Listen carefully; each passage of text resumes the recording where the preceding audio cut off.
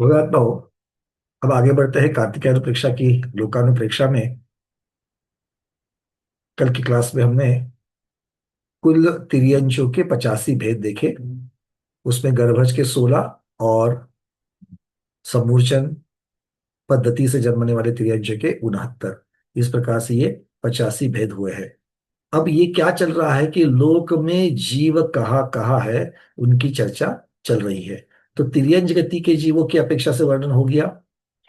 अब मनुष्य गति के जीवों की अपेक्षा से वर्णन होगा, और फिर देव और नारकियों की अपेक्षा से भी वर्णन होगा। ठीक है, इनके कितने कितने भेद है, क्या है।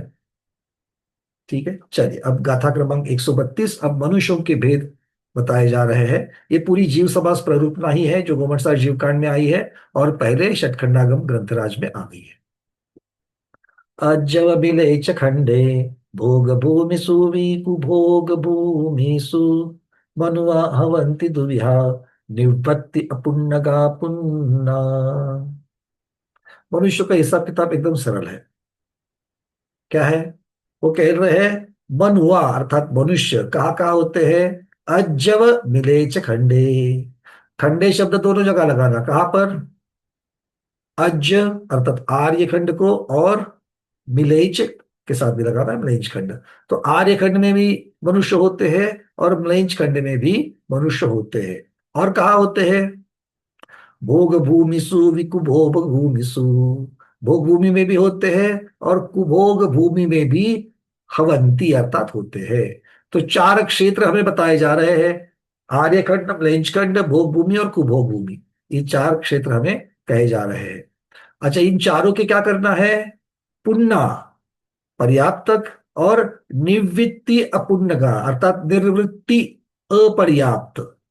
निर्वृत्ति अपर्याप्त ऐसे भेद से दुविहा दो दो प्रकार होते हैं। तो कितने हो गए अब तक? टोटल चार क्षेत्र है, प्रत्येक क्षेत्र में दो दो प्रकार के होते हैं। तो 8 भेद मनुष्य के हो गए। ठीक है, अब अगली गाथा भी इसके साथ जोड़ करके ले लेते हैं। 133 नंबर की। सम्मुच्छना मनुषा अज्जव खंडेषु होति नियमेन ते पुनलद्य अपुन्ना नारय देवा वितेदु विहार।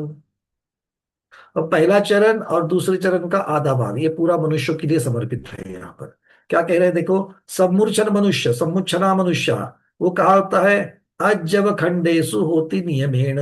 आर्य खंड में ही नियम से होते हैं। अर्थ क्या हो गया? बाकी के जो चार बताए गए थे, टोटल चार क्षेत्र में से आर्य खंड में ही सम्मूर्छन मनुष्य होते हैं। अर्थात म्लेच्छ खंड में होते हैं क्या? नहीं होते। भोग भूमि में होते हैं क्या? नहीं होते। कुभोग भूमि में होते हैं क्या? नहीं होते। अर्थ क्लियर है? चलिए, तो इसका मतलब है आर्य खंड में ही होते हैं। और क्या है वो? ते पुनः लद्य पुन्ना। उन्हें क्या कहेंगे? सम्मूर्छन पद्धति से जन्मे हुए मनुष्य, वो क्या कहेंगे? वो नियम से लब्ध पर्याप्त ही होते हैं। तो उसके कितने भेद हो जाएंगे? सम्मूर्छन मनुष्य का एक ही भेद होगा, लब्ध पर्याप्त। ठीक है, इस प्रकार कितने हो गए? पहले 8 और ये एक, 9 भेद हो जाएंगे। चलिए अब लिखिए, अपना चार्ट बनाएंगे, फिर हम जाएंगे आगे। कहाँ पर जाएंगे? शुभचंद स्वामी के पास। और फिर जो आधी हुई आधा जो दूसरा चरण जो बचा हुआ है, दूसरा दूसरे पद का आधा चरण वो भी देखेंगे। वो देवनारकियों के लिए है, पहले मनुष्य को समझ लेते हैं। चलिए लिखिए, मनुष्य के भेद।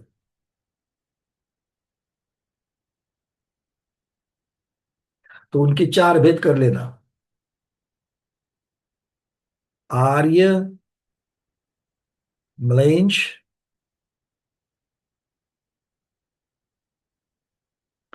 भोग भूमिज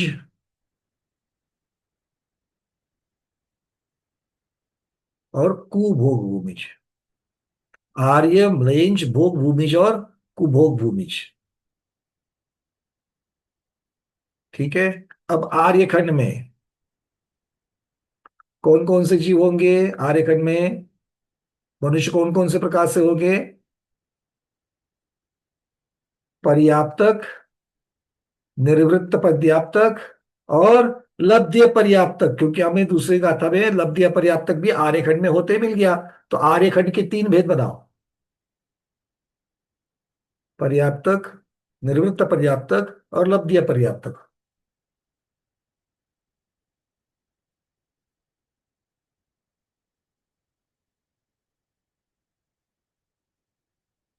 और बाकी के तीन जो है वो, उनमें दो दो भेद बनाना। म्लेंछ, भोग भूमिज और कुभोग भूमिज, इनके दो दो भेद बनाना प्रत्येक के। कौन से बनेंगे? पर्याप्तक और निर्वृत्त पर्याप्तक। पर्याप्तक, निर्वृत्त पर्याप्तक, पर्याप्तक, निर्वृत्त पर्याप्तक। प्रमिला कोठारी दीदी कहाँ अटक गए? अनम्यूट करो। हे आर्य ह्याच्यातले जे पर्याप्त दुसरं कोणतं सांगितलं होतं? अब आप बताओ। पर्याप्तक एक सांगितलं, लब्ध जो जो पर्याप्त। जीव सुनो, जो जीव पर्याप्तक होता है वो उसके पहले निर्वृत्त पर्याप्तक नियम से होता है कि नहीं होता है? हाँ, पहले निर्वृत्त पर्याप्तक होगा फिर पर्याप्तक होगा, मतलब वहां पर निर्वृत्त पर्याप्तक का भी भेद बनेगा, तो वो भी लिख दो। अच्छा। और आर्यखंड में समूर्चन मनुष्य भी होते हैं, वो लब्ध पर्याप्तक होते हैं, तो इसलिए लब्ध्य पर्याप्तक का भी भेद आ जाएगा।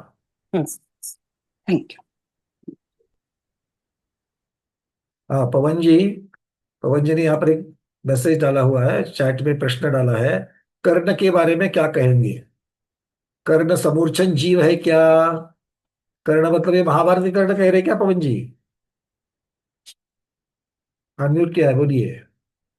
हाँ, कर्ण जैसे आप सूर्यपुत्र है कि हाँ सूर्य के ये इससे इसीलिए देखो, आचार्य भगवत और केवली भगवान ने जीवों के जो भेद किए हैं, गर्भज मनुष्य, गर्भज के बाद कौन सा? समूर्छन मनुष्य। दो ही प्रकार से हम लोग मनुष्य जन्मते हैं। जिनको माता पिता की आवश्यकता है वो गर्भज है, और समूर्छन को क्या बोल दिया?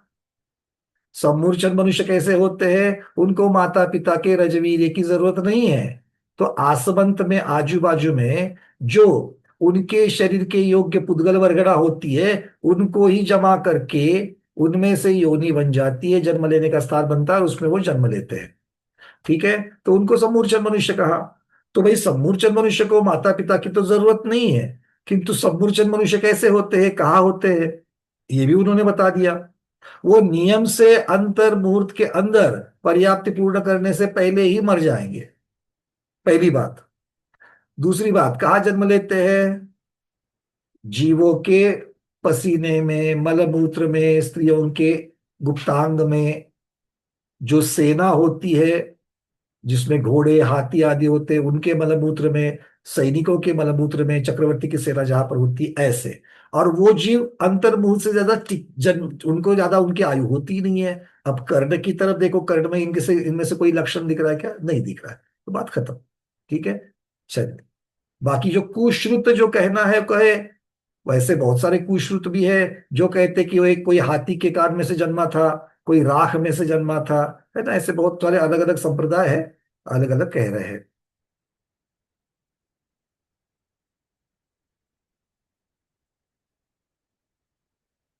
एक मिनट। तो यहाँ पर आचार्य भगवान हमें ये नौ भेद बता रहे हैं, सबको नौ भेद समझ में आ गए? आर्यखंड के तीन भेद, म्लेच्छ खंड के दो भेद, भोग भूमि के दो भेद, कुभोग भूमि के दो भेद, तो इस प्रकार के नौ हो जाएंगे। अब चलते हैं शुभचंद्र महाराज इसके बारे में क्या कहते हैं, 132 और 133। पहले उसकी संस्कृत छाया गाथा की। आर्य म्लेच्छ खंडयो भोग महिषु अबिकु भोग भूमिषु मनुजा भवन्ति द्विधा निर्वृत्य पूर्ण का पूर्ण। आर्यखंड म्लेच्छ खंडेषु भोग भूमिष्वपि कुभोग भूमिषु मनुष्य अर्थात मानव। तो मनुष्य कहाँ पर है? आर्यखंड, म्लेच्छ खंड, भोग भूमि और कुभोग भूमि। मानवा भवन्ति ते द्विविधा, मनुष्य दो प्रकार के हैं। निर्वृत्त पर्याप्त, पूर्ण पर्याप्त। कहां पर? चारों जगह पर निवृत्त पर्याप्तक और पूर्ण पर्याप्तक आ जाएंगे। आगे क्या कह रहे हैं? तथा ही सप्तत्यधिक शतेश्वार्य खंडेशु। आर्यखंड कितने हैं? आर्यखंड कितने हैं? 170। आज तो इसी के ऊपर पूरी की पूरी आज अपनी क्लास चलने वाली है, पूरा रिवीजन चलेगा आज। ठीक है, मनुष्य लोक राई द्वीप का पूरा को पता चलेगा। चलिए, तो मनुष्य, ये आर्यखंड के मनुष्य जो है वो निर्वृत्त पर्यप्त कहा, पर्याप्त काश्च इति द्वौ, ये दो हो गए। पंचाशदधिकाष्टशतेषु म्लेंच खंडेषु, कितने हैं म्लेंच खंड? म्लेंच खंड कितने हैं? पंचाशत अधिकष्ट शतेषु, अष्टशतेषु और पंचाशत। आठ शत मतलब कितने? 800 हो गए। और पंचशत मतलब पंचशत नहीं है, पंचाशत मतलब त्रिशत, पंचशत मतलब कितने होते हैं? 50 30, ऐसे इस प्रकार से। तो कितने हो गए? 850। इसका गणित कैसे समझना है? एक आर्यखंड जहां होता है वह उसके बाजू में 5 म्लेंछ खंड होते हैं। तो एक आर्यखंड को म्लेंछ खंड का 5 गुना है। 170 आर्यखंड तो 850 म्लेंछ खंड होते हैं। आगे क्या कह रहे हैं? वहां पर क्या होते हैं? मनुष्य निर्वृत्त पर्याप्त कहा, पर्याप्त काश्च इति द्वौ, तो उसके भी ब्लेज खंड के दो हो गए। त्रिंशत्सु जगन्यादि भोग भूमिषु, त्रिंशत अर्थात 30 भोग भूमियां हैं। 30 भोग भूमि के मनुष्य निर्वृत्त पर्याप्त कहा, पर्याप्त काश्च इति द्वौ, ये दो दो दो दो भेद बता रहे हैं। समुद्रांतर्वर्तिषु, समुद्र अंतर्वर्तिषु, दो जगह बताइए। समुद्रांतर्वर्तिषु षण्णवति कुभोग भूमिषु, षण्णवति, षण्णवति मतलब 96। कितनी भोग भूमियां हैं, कुभोग भूमियां हैं? 96 कुभोग भूमियां। ये कहां पर है? समुद्र में है। कौन से समुद्र में है? लवण समुद्र और कालोद समुद्र में है। लवण समुद्र में 48, कालोद समुद्र में 48। आज इसकी भी चर्चा हम लोग करेंगे। निर्वृत्त पर्याप्त कहा, पर्याप्त काश्च इति द्वौ, इसके भी दो है, कुबो भूमि के भी दो है। इति अष्ट प्रकारा मनुष्या भवंती, अब तक 8 प्रकार उन्होंने बता दिए। ठीक है, अब लब्ध पर्याप्त के बारे में कहेंगे। अत लब्ध पर्याप्त का मनुष्य स्थान नियमम नारक देव जीव समासाश्चाह, आह मतलब कह रहे हैं किसके? लब्ध पर्याप्त मनुष्य का स्थान और नारक और देवों के स्थान, स्थान मतलब कहाँ कहाँ वो होते हैं उसकी चर्चा कर रहे हैं। गाथा क्रमांक 133 हमने देखी है, उसकी अब छाया देखते हैं। सम्मूर्छिता मनुष्य आर्यखंडेषु भवन्ति नियमेन, ते पुनः लब्ध पूर्ण नारक देवा अपि ते द्विविधा। आर्यखंडेषु सप्तत्यधिक शत प्रमाणेषु सम्मूर्छना मनुष्या नियमेन भवन्ति। 170 आर्यखंड भूमि में नियम से क्या होते हैं? सम्मूर्छन मनुष्य होते हैं। नियमात नान्यत्र भोग भूम्यादिषु, नियम से न अन्यत्र, नान्यत्र मतलब न अन्यत्र, अन्यत्र अर्थात भोग भूमि आदिषु, जो बचे हुए हैं भोग भूमि, कुभोग भूमि और म्लेंछ खंड, इनमें नियम से न अन्यत्र नहीं होते, अन्यत्र नहीं होते। आगे क्या कह रहे हैं? पुनः ते सम्मूर्छना मनुष्य, जो आर्यखंड में होने वाले सम्मूर्छ मनुष्य है, लब्ध पर्याप्त का एवं, लब्ध पर्याप्त का एवं एक उसका भेद हो गया। ते केशु उत्पद्यन्ते इति चेदु भगवत्याराधना, भगवत्याराधना टीकायाम प्रोक्तम च, भगवती आराधना की टीका में कहा है, क्या कहा है? कि ये कहां पर उत्पन्न होते हैं? सम्मूर्छन मनुष्य कहां पर उत्पन्न होते हैं? शुक्र सिंहान क्लेश श्लेष्म दंत कर्णमलेषु च, कहाँ कहाँ हो रहे हैं? देखो बता रहे हैं, क्या क्या बता रहे हैं, देखो यहां पर। सिंहानकों में, सिंहानक, क्या शब्द आया था? शुक्र सिंहानक, वीर्यादि। श्लेष्म कफ में, उसके बाद कह दिया दंत कर्णमलेषु, दांत के मैल में, कान के मैल में। अत्यंत अशुचि देशेषु सद्यः सम्मूर्छना भवेयु, शरीर के अत्यंत गंदे प्रदेशों में ये सम्मूर्छन जीव पैदा होते हैं। आगे क्या कह रहे हैं? इति नव प्रकार मनुष्य जीव समासः। तो मनुष्य के जीव समास कितने हुए? मनुष्य के जीव समास कितने हुए? 9। इसका अर्थ जीव समास शब्द का अर्थ क्या हो गया? पूर्णिमा दीदी, जीव समास शब्द का अर्थ क्या हो गया? वरना भैया जी जहाँ जीवों का समूह पाया जाता है। बहुत बढ़िया, वर्गीकरण, जीवों का समूह या जीवों का वर्गीकरण, बहुत बढ़िया। चलिए, अपि पुनः, अब नारक और देवों की चर्चा चलेगी। क्या कहते हैं? अपि पुनः नारक देवाश्च ते द्विविधा द्विप्रकार। नारक और देव प्रत्येक के दो दो प्रकार हो जाएंगे। कौन से होंगे? परि पहले तो बता रहे, नारक पर्याप्ता निर्वृत्त पर्याप्तश्चेति द्वौ। नारकियों के पर्याप्तक और निवृत्त पर्याप्तक दो ही भेद, लब्ध पर्याप्तक देवनारकियों में नहीं होते, इसलिए ये दो ही भेद वहां पर हो जाएंगे। और भवनवासिन्य अंतर ज्योतिष कल्पवासिनो देवः पर्याप्ता निर्वृत्त पर्याप्तश्चेति द्वौ। तो देवों में भी पर्याप्तक देव और निवृत्त पर्याप्तक देव, ऐसे दो भेद बन जाएंगे। मतलब कुछ कितने होंगे? देवों के दो भेद, नारकियों के दो भेद होंगे।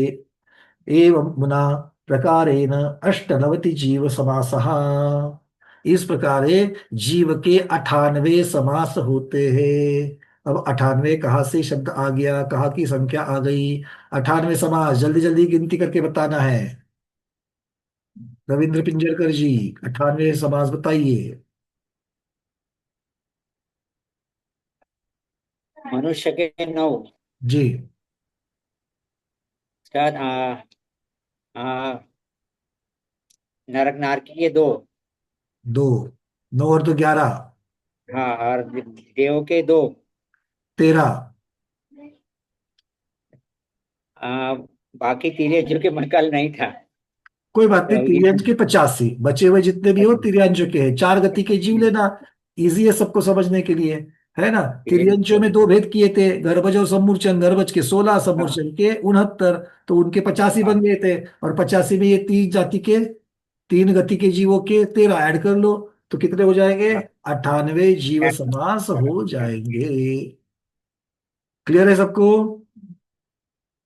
चलिए, अब बात यहाँ पर है, आगे चलते हैं। यहाँ पर पूर्ण इसका टीका को पूर्ण करते हैं पहले।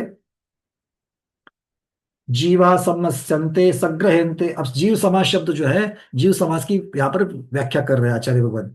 जीव समास अर्थात जीव समस्यन्ते संग्रहन्ते येषु वाते जीव समासा इति निर्वचनात्। तो जिस प्रकार से जीवों का संग्रह किया जाता है, जीवों के समूह बनाए जाते हैं, जीवों के भेद बनाए जाते हैं, जीवों का वर्गीकरण किया जाता है, उसे जीव समास कहते हैं। जीवा समस्यन्ते अर्थात संग्रहन्ते येषु ते वाते जीव समासा इति निर्वचनात्। इति श्री स्वामी कार्तिकेय अनुप्रेक्षायां भट्टारक शुभचंद्र कृत व्याख्यायाम इत्यष्टानवति जीव समासः समाप्तः।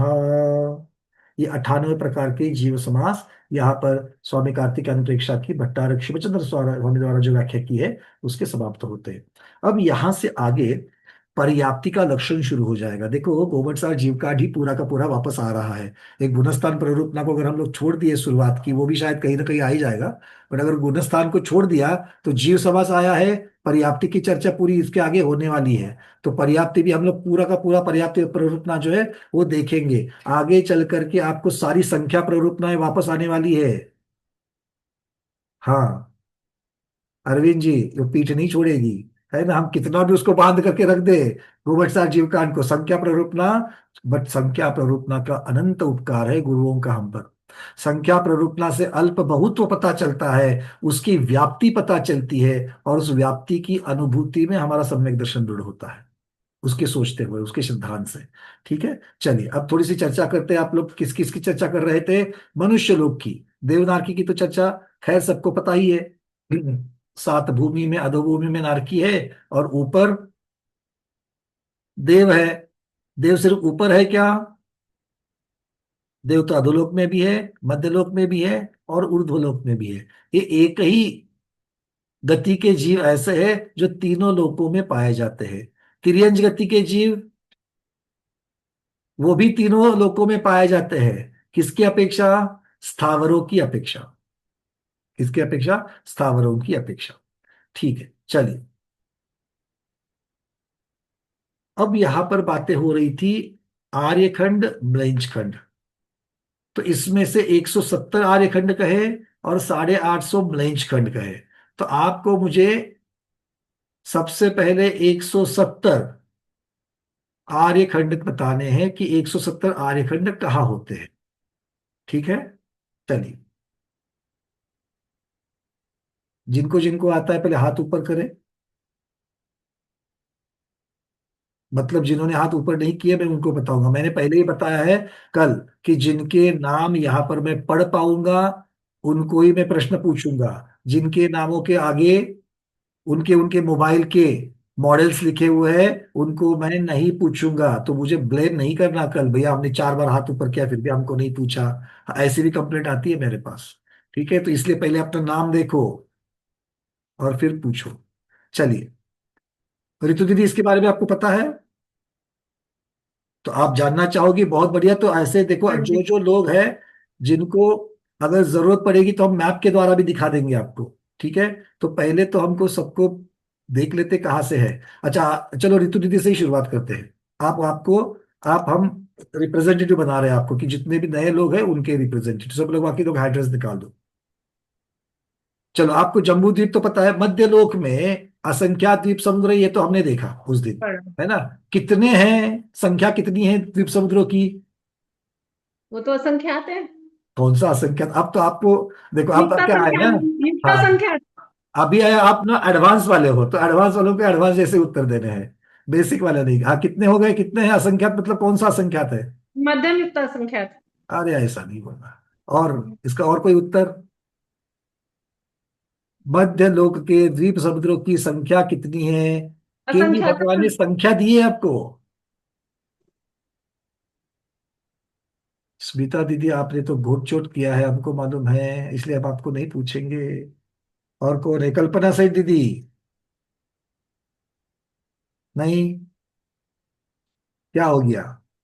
अंजलि दीदी नागपुर? अच्छा, कौन से यूनिट में गिना जाता है ये तो बताओ जल्दी जल्दी, बहुत समय जा रहा है हमको। अभी 4 दिन पहले तो हम सब लोगों ने पढ़ा है इसको। असंख्यात असंख्यात। नहीं दीदी, असंख्यात असंख्यात मतलब कौन सा असंख्यात असंख्यात? क्या असंख्यात असंख्यात में आएगा? रजनी दीदी? मध्यम युक्ता संख्यात भैया। वंदना भैया। मध्यम? युक्ता संख्यात। मध्यम युक्ता संख्यात?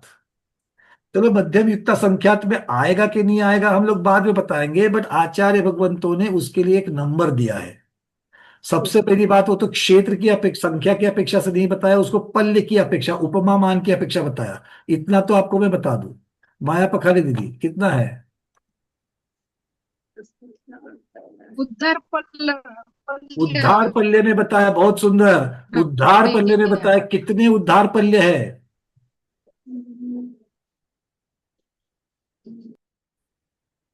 रेखा दीदी, उद्धार पल्ले कितने हैं? उद्धार उद्धार पल्य के गुना किया जाने उसमें आने वाले समयों के संख्या से गुना किया है तभी द्वीप समुद्रों की संख्या आएगी। तो वो तो गुना करेंगे, बट किससे किससे गुना करूं? 2 से, 4 से, 10 से, 50 से? कितना? 25 थोड़ी गुना एक उद्धार पल्यों के समय। 25? 25 कोड़ा कोड़ी हाँ, गुना एक पल्यों के समय। 25 कोड़ा कोड़ी उद्धार पल्ले, ये जितनी संख्या होती है उतने द्वीप समुद्र है। एक उद्धार पल्यों के समय से गुना करने से ठीक है, कुल द्वीप समुद्रों की संख्या आएगी। बहुत भाई, सबको क्लियर है? पढ़ा है कि नहीं पढ़ा है हमने? 25 कोड़ा कोड़ी उद्धार पल्ले पढ़ाया था कि नहीं पढ़ाया था? बिंदास बोलो, पढ़ाया नहीं है भैया? आपने कभी सुना ही नहीं आपको नहीं, मुझसे? मिल गया, पढ़ा था। पढ़ाया है कि हाँ, पढ़ाया है, चलो ठीक है, इतनी सी बात है ना, वो काफी है। सब लोग अपने अपने माइक्स को म्यूट कर लो। तो ये क्या हो गया? असंख्यात द्वीप समुद्र है। अब पल्ले में कितनी सारी आवली आ जाती है ना? और फिर आवली की अपेक्षा से जगन्य युक्ता संख्यात में एक आवली आ जाती है आवली के समय। अब इसकी अपेक्षा से आप संख्यात असंख्यात की जो चर्चा है उसको और बढ़ा सकते हैं। अब इसके आगे उद्धार पल्ले किसे कहते हैं, पूछना चाहिए क्या? उद्धार पल्ले किसको किसको कहते पूछना चाहिए क्या? तो क्लास फिर गणित मान की चली जाएगी, जहां पर हम 2.5 दिन की चर्चा कर रहे हैं। उद्धार पल्ले किससे बनेगा? व्यवहार पल्ले से बनेगा।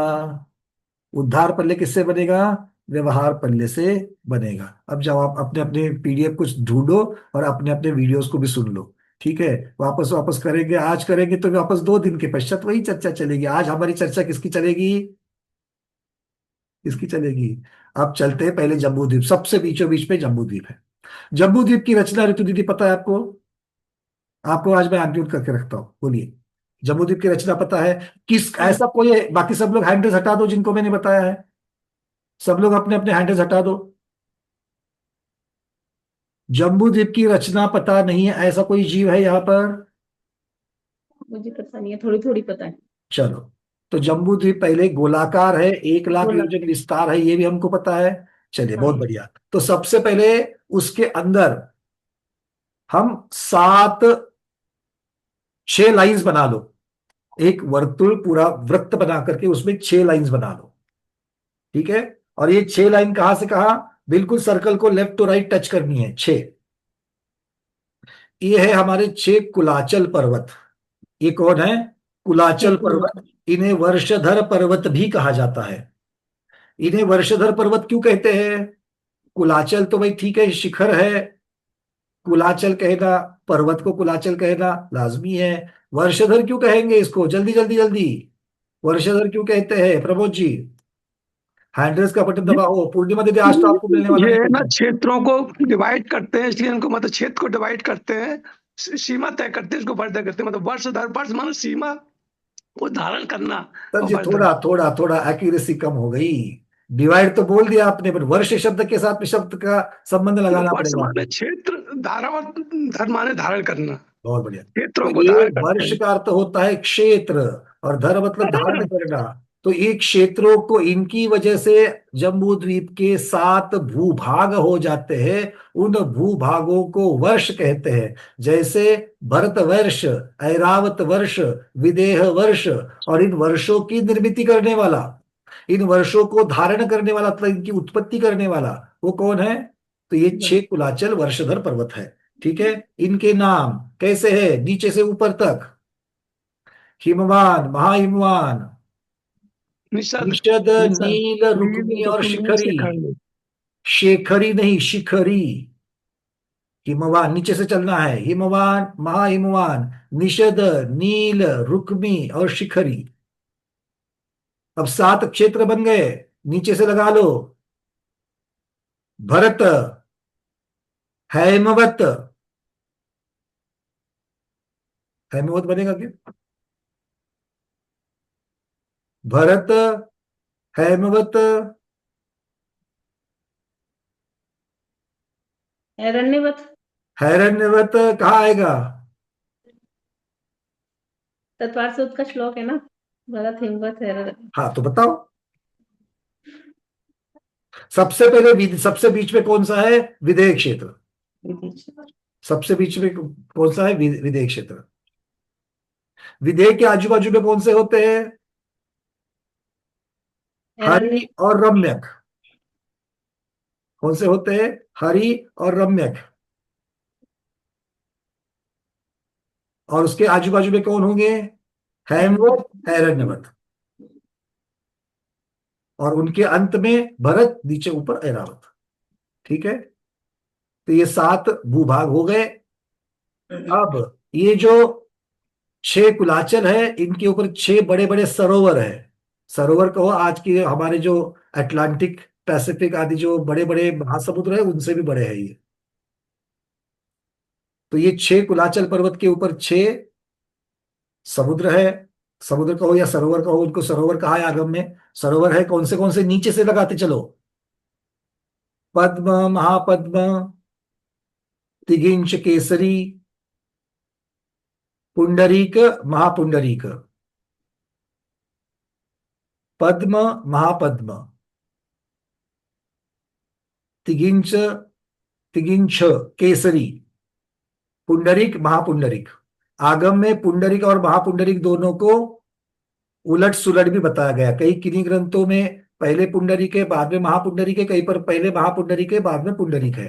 तो दोनों प्रकार के हमें संग्रह मिलते हैं। ठीक है। अब इसमें से जो हिमवान पर्वत है और सबसे अंत वाला शिखरी पर्वत है, इनके ऊपर से तीन तीन नदियां निकली है। दो नदियां तो जाएगी, पद्म सरोवर से जो तीन नदियां निकली है उसमें से दो नदियां गंगा और सिंधु। गंगा पूर्व की तरफ जाएगी, सिंधु पश्चिम की तरफ, किंतु कहाँ, भरत क्षेत्र में आएगी। और तीसरी नदी जो है वो पहले उत्तर की तरफ जाकर के फिर हेमवत क्षेत्र में पश्चिम की तरफ निकलेगी। ऐसे ही इसका बिल्कुल मिरर ऊपर कर लेना। अब इन और बाकी की जो बीच वाले जो सरोवर है उनमें से दो दो नदियां निकलेगी, एक दक्षिण की तरफ आएगी, एक उत्तर की तरफ के क्षेत्र में जाएगी।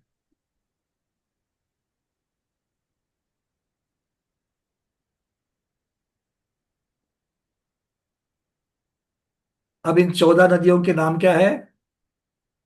गंगा सिंधु रोहित रोहितास्या, हरित हरिकांता, सीता सीतोदा, नारी इंद्रकांता, सुवर्णपूर्णा रूप्यकूला।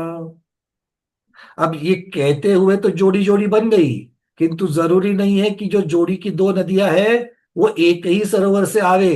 ये जरूरी नहीं है। गंगा सिंधु तो आएगी, हरित हरिकांता दोनों एक सरोवर से नहीं आएगी। हरिता आएगी महाहिमवान पर्वत से, महापद्म सरोवर से। और हरिकांता कहाँ से आएगी? पद्म सरोवर से, हिमवान पर्वत से।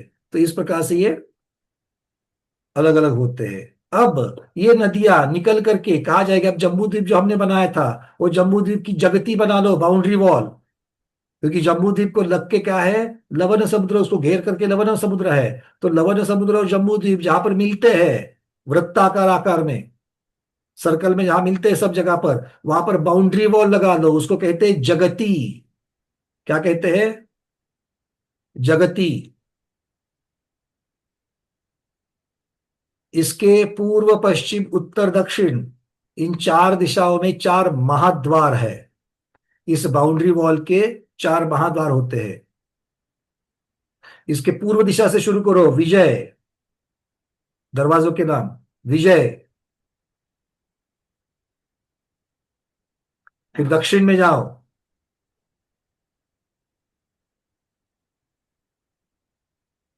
विजयंत, वैजयंत कहते हैं वैसे, विजय वैजयंत। फिर पश्चिम दिशा में जयंत, और उत्तर में अपराजित। ये चार द्वार मुख्य द्वार हो गए इसके, इनको द्वार कहते हैं। और अब ये पूर्व दिशा की ओर जो जगती है, आधी जो बाउंड्री वॉल है पूर्व दिशा की, उसमें 7 गुफाएं हैं। क्या है? 7 गुफा। गुफा कैसे होती है? जो, या सुरंग कहो, जो जगती है बाउंड्री वॉल है, उस बाउंड्री वॉल को आर पार पूरा का पूरा सुरंग है। कितने हैं? पूर्व दिशा में 7 है, पश्चिम दिशा में 7 है। इन चार द्वारों को छोड़ करके पूर्व दिशा में 4, पश्चिम दिशा में 4, सॉरी 7, 7 पूर्व में, पश्चिम में 7। तो ये 7 और 100 14 गुफाएं हो गई। उसमें से क्या होता है, ये जो 14 नदियां निकली है वो अंत में जगती तक आती है, और इन सुरंगों से, गुफाओं से पार होते होते समुद्र को जाकर के मिलती है। तो कितनी गुफा हो गई? 14 गुफा हो गई। 14 नदियों की 14 गुफा हो गई। ठीक है। इसको अगर पूर्व आपको, में 4 और पश्चिम में 7, तो 4 नहीं हुई, 11 ही हुई। नहीं नहीं, 7 7, शायद मेरी 4 में गलती हुई थी। पूर्व में 7, पश्चिम में 7 लगा देना। इसका एक बहुत सुंदर चित्र आपको दिखा रहा हूं मैं।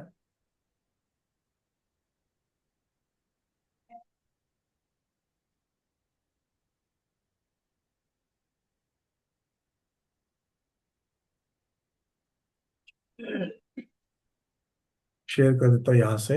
ये आपको सरवार सिद्धि की जो तृतीय अध्याय है उसमें ये सब पीडीएफ है। और ये पीडीएफ हमने जैन डिजिटल फाउंडेशन से ली है।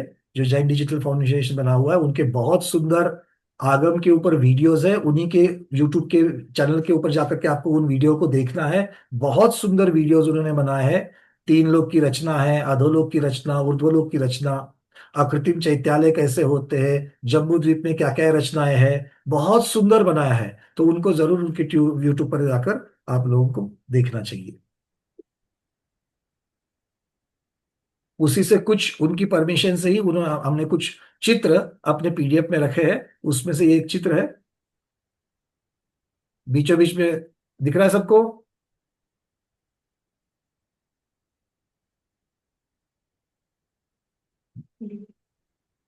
देखो बीचों बीच में ये जम्बू द्वीप है और बाजू में आपको लवण समुद्र दिख रहा है।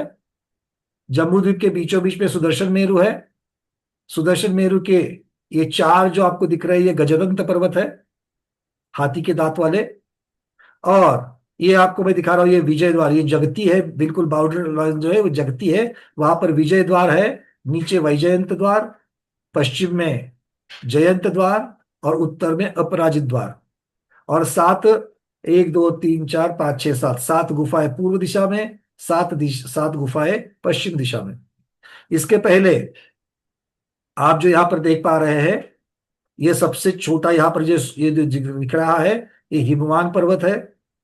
ये महाहिमवान है, चांदी के जैसा दिख रहा है। हिमवान स्वर्ण के जैसा है। हिमवान, महाहिमवान, निषद, ये बिल्कुल बड़ा वाला निषद है।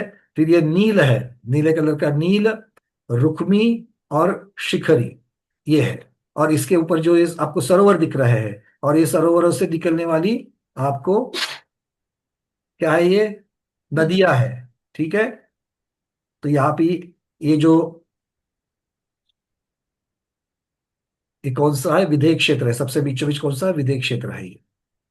तो विदेह क्षेत्र में ये सीता नदी आ रही है नील पर्वत से। सीता नदी आती, सीधे आती है यहाँ से सुदर्शन मेरु तक। सुदर्शन मेरु को बाईपास करती है ये ऐसे राउंड में, और फिर ये पूर्व की दिशा की तरफ बढ़ती है सीता नदी। और ये सीता नदी आगे जाकर के इस गुफा से लवण समुद्र को मिलती है। सीतोदा नदी ये दक्षिण के पर्वत से निकलती है, सुमेरु पर्वत तक आती है, ऐसे उसको बाईपास करती है कॉर्नर में, और फिर पश्चिम की तरफ बढ़ते हुए ये इस गुफा से लवण समुद्र को मिलती है। इसी प्रकार से नदियों को जानना। ऋतु दीदी ठीक है? आज आप रिप्रेजेंटेटिव है तो आप अगर एक बार ओके बोलिए, हम आगे बढ़ेंगे। हाँ जी ठीक है, आज समझ में आया जम्बूद्वीप का नक्शा। ठीक है, ये बहुत महत्वपूर्ण है। अगर इसको आप समझ लोगे ना तो ढाई द्वीप आपके आंखों के सामने।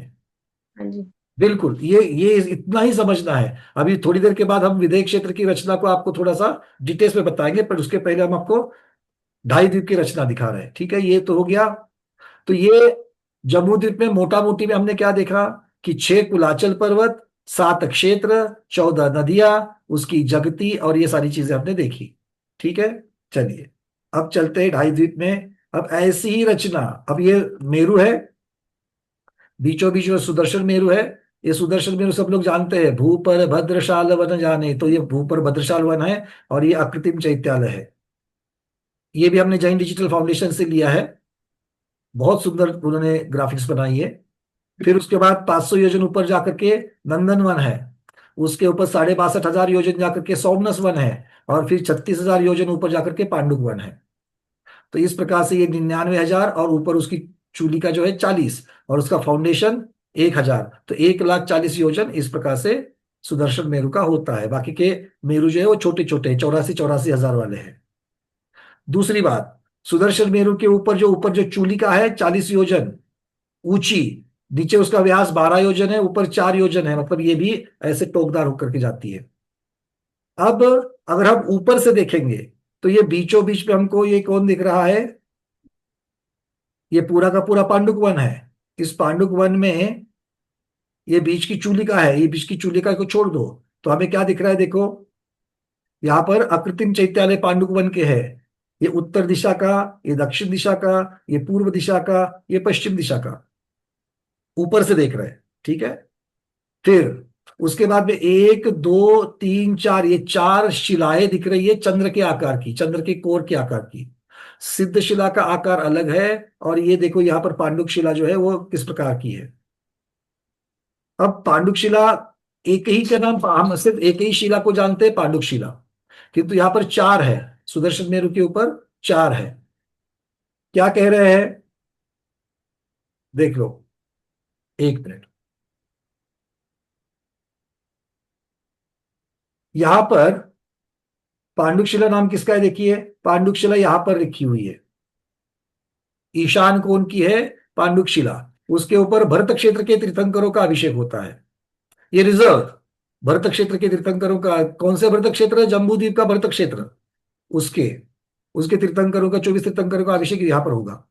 फिर चलिए आग्नेय दिशा में, आग्नेय दिशा में नाम है उसका पांडु कंबला, उस शिला का नाम है पांडु कंबला। वहां पर होते हैं पश्चिम विदेह क्षेत्र के तीर्थंकरों का अभिषेक।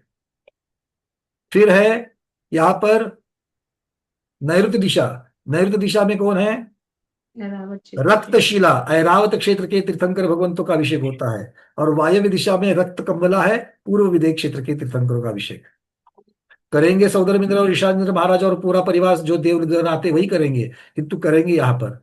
अब ये शिलाएं कैसी है, ये शिलाएं कैसी है, तो जो आप लोगों को बहुत बार अभी महावीर जन्म कल्याणक के समय में अभी आ ही रहा है, कुछ दिनों में आपको एक व्हाट्सएप चलता है जहां पर सौदर्भेंद्र महाराज बैठे हैं और उनकी गोद में तीर्थंकर बालक को लेकर के बैठे हैं, ऐसा चित्र आता है। उस चित्र को आगे फॉरवर्ड नहीं करना है, श्रुत का आगम का अवर्णवाद नहीं करना है, वो मिथ्या है। कुछ अलग कहां से वो कल्पना चली है मालूम नहीं है, हो सकता है कहीं दूसरी अवनाय से हो, वो वहां से आ गई है, किंतु ऐसा कहीं भी नहीं है। तो कैसे है, वहां पर देखिए, यहां पर पहले तो बीचों बीच में सिंहासन है 3 कठनी वाला पांडुक शिला के ऊपर, और उसके आगे लेफ्ट साइड में और राइट साइड में भद्रासन कहे जाते हैं। तो यहां पर राइट साइड में सौदर्भेंद्र महाराज बैठते हैं और लेफ्ट साइड में ईशान इंद्र महाराज बैठते हैं, और उनका परिवार उनके आजू बाजू में। तो ये इस प्रकार से ये इनकी बैठने की पद्धतियां है। और तीर्थंकर भगवान कहां पर है, सिंहासन पर रहेंगे, सौदर्भेंद्र महाराज के गोद में नहीं बैठेंगे अभिषेक के समय में, ठीक है।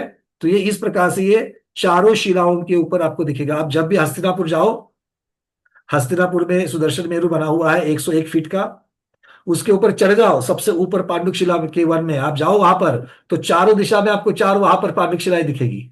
ऐसी ही रचना वहां पर है, बिल्कुल माता जी ने बढ़िया बनाई है। और हर एक तीर्थंकर भगवान के जन्म कल्याणक के दिन वहां पर ऐरावत हाथी का जुलूस निकलता ही निकलता है जम्बू द्वीप में। उस पर कोई ना कोई तो सौदर्भेंद्र बन करके बैठते हैं, भगवान की प्रतिमा को हाथ में लेकर के उस भव्य सुदर्शन मेरु के ऊपर चढ़ करके वहां पर भगवान को विराजमान करते हैं, क्योंकि ये भरत क्षेत्र के तीर्थंकर है, तो पांडुक शिला के ऊपर उनको विराजमान करते हैं और भगवान का जन्माभिषेक होता है। देखो सोच करके, एक बार हमने भी किया है, तो सोच करके भी रोंगटे खड़े हो जाते हैं। इतना सुंदर, ऐसा भव्यता लगती है कि स्वयं, और वहां से सब लोग इतने छोटे छोटे छोटे छोटे दिखते, इतना ऊपर 101 फीट ऊपर चढ़ करके आप अभिषेक करते हो। तो ऐसे भावों को हमको करना चाहिए और ऐसे तीर्थ पर हमें जरूर जाना चाहिए। तो इस प्रकार से ये सुमेरु पर्वत का वर्णन है। ये अकृत्रिम चैत्यालय आपको दिख रहे हैं, ये गजदंत पर्वत है। गजदंत पर्वत के ऊपर भी बहुत सारे जिनालय रहते हैं, उसमें से एक ही जो है वो सिद्ध जिनालय कहलाता है, सिद्धकूट कहलाता है, जो अकृत्रिम चैत्यालय रहता है। बाकी तो देवों के द्वारा निर्मित वहां पर भवन और कुछ मंदिर आदि रहते हैं। तो ये सुदर्शन मेरु के 4 बाजू में 4, एक रजत वर्ण का सौमनस्य गजदंत पर्वत, सुवर्ण वर्ण विद्युत प्रभ गजदंत पर्वत, तप्त सुवर्णवंदी गंधमादन गजदंत, वैडूर्य मणिका माल्यवान गजदंत। इस प्रकार से ये 4 गजदंत पर्वत होते हैं। उत्तर दिशा में ये जो यहाँ पर चंद्राकार बन रहा है, ये उत्तर कुरु नाम का उत्तम भोग भूमि है। 3 पल्ले की उत्कृष्ट आयु जो मिलती है वो यहां पर मिलती है। और दक्षिण दिशा में देवकुरु होता है। तो इसमें जम्बू द्वीप में जम्बू वृक्ष उत्तर कुरु में है, और शाल्मली वृक्ष कहां पर है, ऐरावत। देवकुरु में, देवकुरु में, ये देवकुरु में है। अभी तो ये सारा विदेह क्षेत्र की चर्चा चल रही है। विदेह क्षेत्र के बीचों बीच सुमेरु पर्वत है, उसके बाजू में 4 गजदंत पर्वत है। तो इनसे बनने वाले ये ऊपर में उत्तर कुरु बना उत्तर दिशा में, और दक्षिण दिशा में देवकुरु बना। ये उत्तम भोगभूमि बन गई। तो यहाँ पर तो तीर्थंकर जन्म नहीं लेते हैं, ना ही चक्रवर्ती आदि, बट यहाँ पर तो कौन रहेंगे, भोगभूमि या तिर्यंश, और भोगभूमि या मनुष्य होते हैं। और इन्हीं के बीचों बीच में ये जम्बू वृक्ष और शाल्मली वृक्ष है। इनके ऊपर भी आकृतिम चैत्यालय होते हैं। जम्बूद्वीप के कितने आकृतिम चैत्यालय है? 78 आकृतिम चैत्यालय है। जम्बूद्वीप के कितने आकृतिम चैत्यालय? 78। इनकी भी गिनती हम लोग करेंगे, पहले रचना समझ लो। उसके पश्चात चलते हैं। ये जम्बू वृक्ष कोई अकेला एक वृक्ष वहां पर खड़ा नहीं है, तो ये वृक्ष है और इस प्रकार की वहां पर रचनाएं हैं। बिल्कुल ऐसी कुछ कटनियां बनी हुई है, उसकी बाउंड्री वॉल्स बनी हुई है, इसके बीच में व्यंतरों के बड़े बड़े नगर है, व्यंतरों के उद्यान है, और इनकी रक्षा व्यंतर करते हैं, व्यंतर जाति के देव करते हैं। तो ये सबसे बीचों बीच में जम्बू वृक्ष है, और ये इसके परिवार वृक्ष कहलाते हैं। कितने परिवार वृक्ष है इसके? 1,40,120 इतने परिवार वृक्ष कहलाते हैं। अब ये चित्र जो है, इस चित्र में थोड़ी सी गड़बड़ है। ये नीचे जो भगवंत की यहाँ पर प्रतिमाएं दिखाई है, ये प्रतिमाओं का वर्णन पता नहीं उन्होंने कहाँ से लिया है, बट हमें तो इसका ऐसा वर्णन तिलोपनिधि त्रिलोक सार में नहीं मिला, त्रिलोक भास्कर में भी नहीं मिला। ठीक है, तो यहाँ पर ये 4 शाखाएं होती है। ये इसके डायमेंशंस भी यहाँ पर दिए गए हैं। ये पृथ्वी का एक है, ये वनस्पति का एक नहीं है। और इसकी 4 शाखाओं में से एक शाखा के ऊपर अकृत्रिम चैत्यालय है, और बाकी 3 शाखाओं के ऊपर व्यंतर देवों के भवन, मतलब पैलेस, रहने के निवास है। 3 शाखाओं के ऊपर सोच लो कितने बड़े बड़े हैं। ये 6 योजन चौड़ा, ऊपर 4 योजन की उसकी मुख है, विस्तार 6 योजन सबसे ज्यादा, और 10 योजन ऊंचाई है। तो इस प्रकार से ये ऐसा ही शाल्मली वृक्ष भी होता है। ये हमने कुलाचल की चर्चा कर ली। अब ये कुलाचल पर्वत कैसे, देखिए इनके कुलाचल का जो ऊपर का विस्तार है, चौड़ाई है, और नीचे की चौड़ाई जो है वो समान होती है,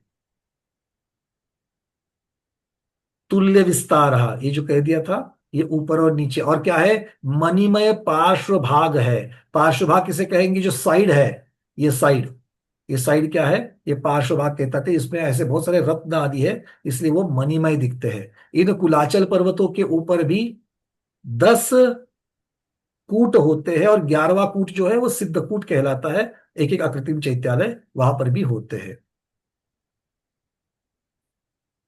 बहुत ही ये यहाँ पर सारे द्रह मतलब सरोवर दिखाए गए हैं। अब ये सरोवर कैसे होते हैं, देखिए इन सरोवरों में जो दिखाए हैं, ये सरोवर, इसमें कमल होते हैं बहुत सारे। ये कमल इस प्रकार से है। सरोवर का एक मुख्य कमल होता है, और उस मुख्य कमल के आजू बाजू में उसके परिवार कमल होते हैं। कितने हैं? 1,40,115 परिवार कमल है। आप अगर रात्रि में सोते वक्त भी अगर पूज्य बड़ी माता जी को प्रश्न करो, तो ये सारी संख्याएं उनके कंठस्थ है।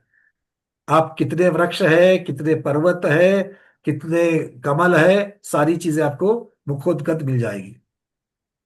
उसके बाद ये देखो, ये कमल कितने बड़े हैं।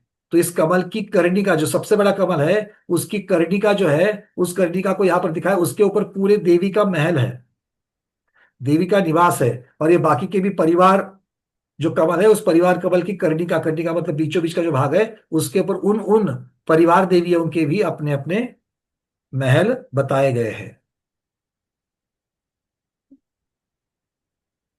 तो ये श्री, व्री, धृति, कीर्ति, बुद्धि, लक्ष्मी, ये देवियां इन 4 मुख्य कमलों के ऊपर रहती है।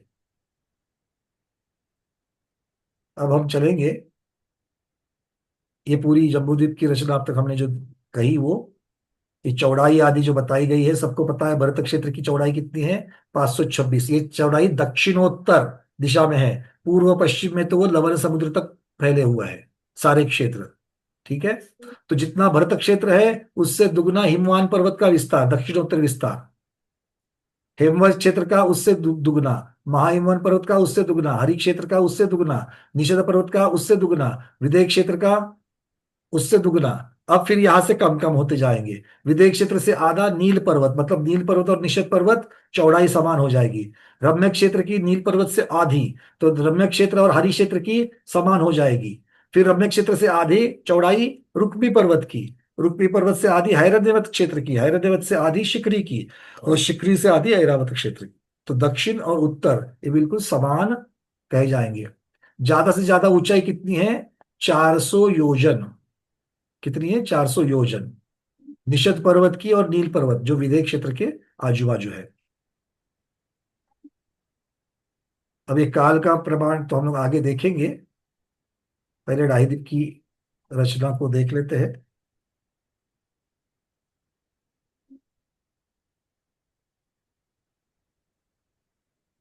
देखिए धातकी द्वीप को हम लोग समझ लेते हैं पहले। सबसे बीचों बीच ये हम लोगों ने देखा था जम्बू द्वीप, याद आ रहा है?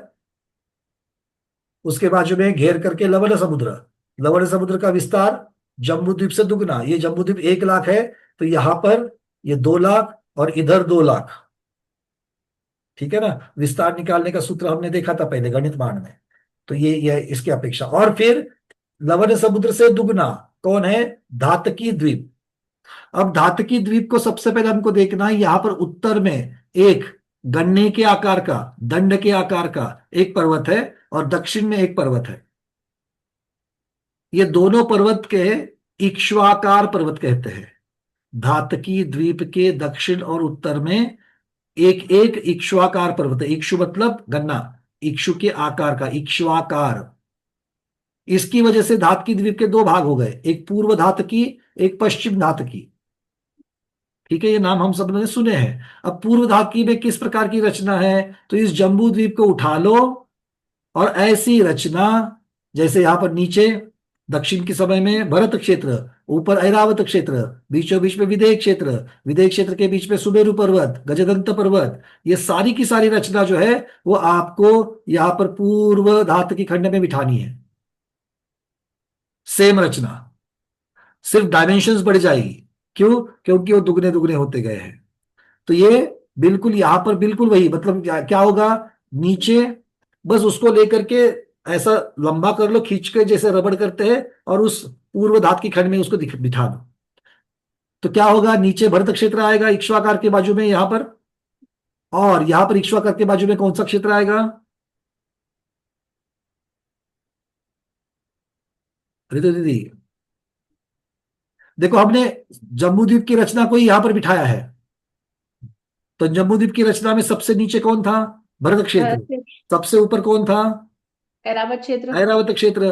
तो यहां पर सबसे नीचे भरत क्षेत्र होगा, सबसे ऊपर ऐरावत क्षेत्र होगा। ठीक है? और बीचों बीच कौन होगा? विंध्य क्षेत्र। और विंध्य क्षेत्र के बीच में कौन होता है? मेरू पर्वत। मेरू पर्वत। अब यहाँ पर चूंकि सुमेरु एक ही होगा, सुदर्शन मेरु एक ही होगा। अब यहाँ पर पूर्व धातकी में जो है उसका नाम होगा विजय मेरु। क्या होगा? पूर्व दिशा का विजय मेरु। हमेशा लोग पूछते हैं भैया ये इधर रखना कि इधर रखना, हमने पंचमेरु मंदिर जी में रखे हैं, उसमें से राइट में कौन सा रखना, लेफ्ट में कौन सा रखना, ये पहले समझना चाहिए। जो पंचमेरु का व्रत करते हैं उनको ये रचना मुखोद्गत कंठस्थ होनी चाहिए, तब जाकर के आप जो व्रत करते हो उसका कोई मतलब बनता है, मतलब वो समझ करके आप करोगे। ठीक है? तो इस प्रकार से यहां पर भी गजदंत पर्वत होंगे, यहां पर भी जम्बू शालमली जैसे वृक्ष होंगे, बट वो सिर्फ एक फर्क है जम्बू की, जहां पर यहां पर धातकी वृक्ष होगा। कौन होगा? धातकी हाँ। मतलब होता है आंवला, आंवले के फल के जैसा, जो जिसके फल है ऐसा आंवले के धातकी वृक्ष यहाँ होगा। कहां पर होगा? उत्तर कुरु में। और दक्षिण के देवकुरु में कौन होगा? शालमली का शालमली ही नाम रहता है, शालमली वृक्ष होगा। ठीक है? अब ऐसी ही रचना आपको खींच करके पश्चिम धातकी में बिठानी है। तो पश्चिम धातकी में क्या होगा? ये नीचे भरत क्षेत्र आएगा, ऊपर ऐरावत क्षेत्र आएगा, बीचों बीच में विंध्य क्षेत्र आएगा, और बीच में एक मेरु होगा। इस मेरु का नाम होगा अचल मेरु। तो पश्चिम धातकी खंड में कौन सा मेरु आएगा? अचल मेरु आएगा। अगर जम्बूद्वीप में 78 अकृत्रिम चैत्यालय है, तो पूर्व धातकी खंड में कितने होंगे? 78 ही होंगे। बिल्कुल सही। पश्चिम धातकी खंड में कितने होंगे? 78 ही होंगे। बहुत बढ़िया। और इस इक्ष्वाकार पर्वत के ऊपर एक एक आकृति चैत्यालय आता है, गिनती हम लोग बाद में करेंगे, अभी इतना ही समझना है। ठीक है? क्लियर है ये? यहां तक की बातें समझ में आ गई? हाँ जी। हाँ चलो, अब चलते आगे। अब धातकी द्वीप को कौन घेरेगा? धात की समुद्र। नहीं, समुद्र का नाम क्या है? कालोद समुद्र। कालोद। कालोद। कालोद समुद्र। तो चलिए कालोद समुद्र की तरफ चलते हैं। ये आपको राइट साइड दिखा रहा हूं मैं आपको। ये देखो पूर्व धात की खंड यहाँ पर विस्तार से दिखाया है, किस प्रकार से ये क्षेत्र बनते हैं। ये पीले जो दिखाए गए हैं, ये बीच में कलर दिखा दिखा करके वो सारे पर्वत आदि दिखाए गए हैं। तो धात की द्वीप में उसके डायमेंशंस बढ़ जाएंगे, तो वो डायमेंशंस भी आपको पीडीएफ में मिल जाएंगे। अब देखिए अब क्या है। अब ये आ गया कालोद समुद्र, दूसरा नीला पट्टा दिख रहा है, ये कालोद समुद्र है। और कालोद समुद्र को घेर करके कौन है? कालोद समुद्र, वो कालोद द्वीप। नहीं, उसका नाम आएगा पुष्कर द्वीप। ठीक है ना। कालोद समुद्र के घेर करके है पुष्कर द्वीप। अब पुष्कर द्वीप के बीचों बीच में चूड़ी के आकार का एक पर्वत है, उसका नाम है मानुषोत्तर पर्वत। तो ये मानुषोत्तर पर्वत आपको यहां पर दिखाया गया है। ठीक है। मानुषोत्तर पर्वत के बाहर का जो पुष्कर का भाग यहाँ पर दिखाया नहीं गया है, तो ये मानुषोत्तर पर्वत दिखाया। मानुषोत्तर पर्वत की वजह से पुष्कर द्वीप के दो भाग हो गए। कौन से कहलाते हैं वो? पुष्करार्ध। आधा ही बच गया पुष्कर, तो पुष्करार्ध कह दिया। ठीक है। तो ये पुष्करार्ध मानुषोत्तर पर्वत के अंदर पुष्करार्ध द्वीप है। अब इसको धातकी द्वीप के जैसे यहां पर भी उत्तर में एक इक्ष्वाकार पर्वत है, दक्षिण में एक इक्ष्वाकार पर्वत है। इससे इसके दो भाग पड़ गए, पूर्व पुष्करार्ध, पश्चिम पुष्करार्ध। ठीक है। बस वही करना है जो पूर्व धात की पश्चिम धात की में किया था। जम्बू द्वीप वाली रचना उठाओ, पूर्व पुष्करार्ध में लगाओ और पश्चिम पुष्करार्ध में लगाओ, तो क्या होगा? ये इस पुष्करार्ध पर्वत के दक्षिण में जो इक्ष्वाकार पर्वत है, उसके बाजू में कौन आएंगे? दोनों साइड में भरत क्षेत्र आएंगे, क्षेत्र। ऊपर दोनों साइड में ऐरावत क्षेत्र। ऐरावत क्षेत्र आएंगे, और बीच में एक एक विधेय क्षेत्र आएंगे। तो पूर्व पुष्करार्ध में मंदर पर्वत होगा, मंदर मेरु, और पश्चिम पुष्करार्ध में विद्युन्माली मेरु होगा। तो ये पंचमेरु के दर्शन आप लोगों को हो रहे हैं। पंचमेरु संबंधी 80 जिन चैत्यालय से जिनबिंब भगवान की जय। तो ये 5 मेरु की जो व्रत करते हो, तो ये 80 जिन मंदिर और उनके अंदर की जो प्रतिमा है उनको हम अर्घ चढ़ाते हैं। ठीक है, क्लियर है। अब थोड़ा सा जो विधेय क्षेत्र की जो रचना है उसको समझ लेते हैं, और भरत क्षेत्र और ऐरावत क्षेत्र की भी रचना थोड़ी सी समझ लेते हैं, क्योंकि उसके बिना हमको अकृत्रिम चैत्यालय की गिनती नहीं आएगी। ठीक है। गुरुदेव विराजमान हो चुके हैं, पहले दर्शन करते हैं फिर आगे बढ़ते हैं।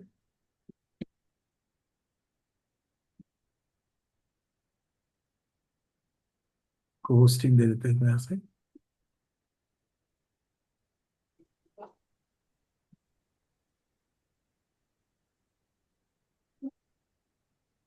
जय हो प्रज्ञा श्रवण मुनिषि अमित सागर जी महामहिराज की जय। नमोस्तु नमोस्तु नमोस्तु भगवान। भगवान आपके कर कमलों से एक वहां पर संलेखना भी हुई, हम तक वह समाचार पहुंच गया। उन क्षपक राज को भी नमोस्तु करते हैं, और निर्यापक मुनिश्री आप लोग आपके भी श्री चरणों में बारंबार नमोस्तु करते हैं। कितने भव्यों के आपने आज तक उद्धार कर दिए भगवान।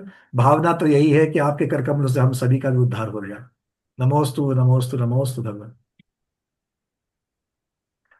गुरुदेव चर्चा चल रही है मनुष्यों के भेदों की लोकानुप्रेक्षा में, तो थोड़ा सा मनुष्य लोक की चर्चा चल रही है। अकृत्रिम चैत्यालय कहाँ पर होते हैं उनके भावों से दर्शन कर रहे हैं, एक एक एक एक भूगोल की रचना के साथ चल रहे हैं। चलिए थोड़ा सा विधेय क्षेत्र को देख लेते हैं, पहले भरत क्षेत्र को फिर ऐरावत क्षेत्र को, तो वैसे ही आएगा। उसके पश्चात चलेंगे हम लोग कहाँ पर? उसके पश्चात चलेंगे विधेय क्षेत्र की तरफ। पहले भरत क्षेत्र को समझ लेते हैं। चलिए यहां से मैं आपको शेयर कर रहा हूं।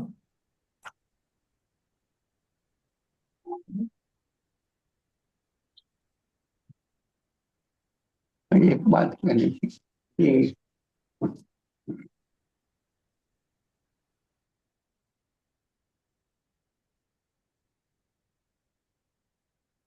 जैसे दिखेगा आप बता देना। चलिए, तो ये जो जम्बू द्वीप था उसका सिर्फ जो दक्षिण का भाग था भरत क्षेत्र का, वो हमने ले लिया है। ये जो नीला नीला दिख रहा है वो लवण समुद्र है, और ये जो यहाँ पर बॉर्डर लाइन दिख रही है ये क्या है? जगती। जगती, बहुत बढ़िया। तो ये जम्बू द्वीप की जगती है, ठीक है। और ये जम्बू द्वीप की जगती में जो पूर्व दिशा की जो गुफा बताई थी, पश्चिम दिशा की गुफाएं बताई थी, साथ साथ इसमें से ये पहली गुफा यहाँ पर आपको दिख रही है, जिसमें से नदी निकल के जा रही है, ठीक है। तो शुरुआत करते हैं सबसे पहले हिमवान पर्वत ऊपर पे है। हिमवान पर्वत और लवण समुद्र के बीच में भरत क्षेत्र बनता है, और इस भरत क्षेत्र के बीचों बीच में विजयार्थ पर्वत है। ये इतना ऊंचा नहीं है हिमवान के इतना, किंतु ये छोटा है, किंतु विजयार्थ बहुत काम का है ये, ठीक है। तो ये विजयार्थ पर्वत, इसकी भी रचना देखेंगे। तो विजयार्थ पर्वत जो है और हिमवान पर्वत, इसको दो पर्वतों को देख लेना। अब यहां से हिमवान पर्वत के ऊपर ये पद्म सरोवर है। इसमें से तीन नदियां निकली है, मैंने बताया था आपको। एक पूर्व में जा रही है, एक पश्चिम में जा रही है, एक उत्तर में जा रही है। उत्तर में जो जा रही है वो कौन है? हरिकांता। पूर्व में जा रही है वो गंगा। पश्चिम में जा रही है वो सिंधु। तो ये दोनों पहले पूर्व और पश्चिम में चलते हैं, फिर ये दोनों भी नदियां दक्षिण की तरफ आती है। पर्वत के ऊपर की बात चल रही है अभी तक। पर्वत के ऊपर सरोवर है, ये पूर्व में जाएंगे, पश्चिम में जाएंगे, और अब कहां तक आ गई? बिल्कुल पर्वत के ऊपर कॉर्नर तक आ गई। अब इसको नीचे गिरना है। तो यहां से वो दक्षिण की तरफ दोनों आते हुए जो नीचे गिरती है, पर्वत के ऊपर से जो नीचे गिरती है, नीचे गिरती है कुंड में। गंगा नदी गिरती है गंगा कुंड में, सिंधु नदी गिरती है सिंधु कुंड में। अब ये कुंड कैसे है? इस कुंड में एक कमल है। यहां पर क्या है? कमल। उसमें एक देवी का, गंगा देवी का भवन है।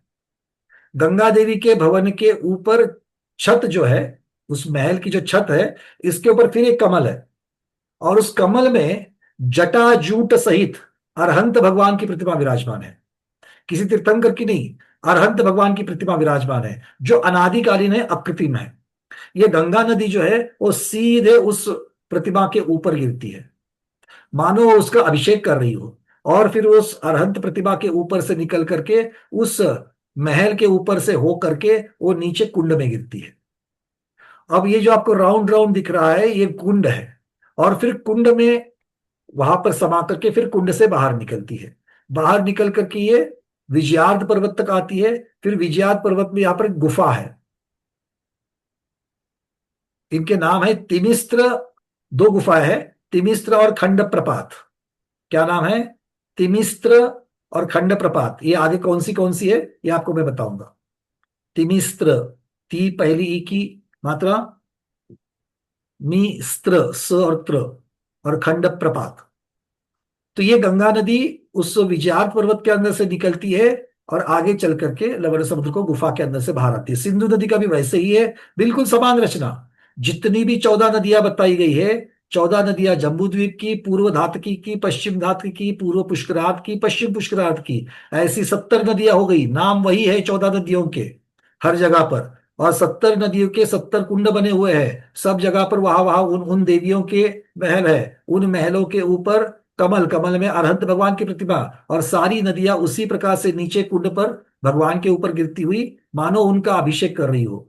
ऐसा मानते हैं कि वो अभिषेक करते हुए फिर वो नीचे निकलती है, ठीक है। इस प्रकार से ये समझ, सभी रचनाएं समान है।